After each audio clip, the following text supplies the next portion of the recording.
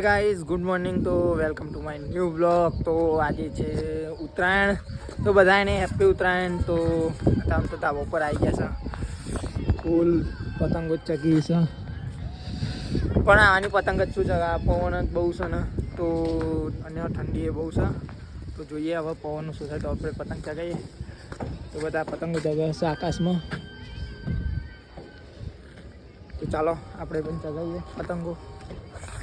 તો ગાઈસ બપોર તો પડી ગઈ છે, પણ આપણને વાગી ગઈ છે દોરી, તો આપણે તો પતંગ ચગાવ્યું હા નહીં. ઉત્તરાયણ પર માહોલ બધા આવી જશે, આકાશમાં પતંગો બહુ ચગે છે, આપણે હવે ચગાવ્યા છે નહીં, કારણ કે વાગી જશે આપણને દોરી. તો ચાલો ને મોટી પતંગ બતાવીએ. એ તો આ પતંગ કાઢજે, આપણે મોટી પતંગ લઈને આવી જાય છે. ધાબા પર તો ઉતરી જશે ને પકોડા લેવા જઈ રહ્યા છે.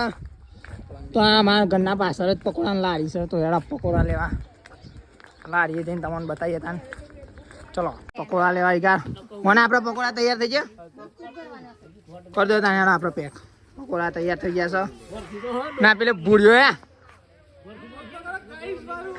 ગાઈસ બોલ. પકોડા તો લઈ લીધા છે, હેડો હવે ધાબા પર જઈને ખાઈએ. ધજારું છે ધાબા પર, ગમે પકોડા લઈને આવી જશે. એમાં ચાઇના ભાઈ આવી જશે,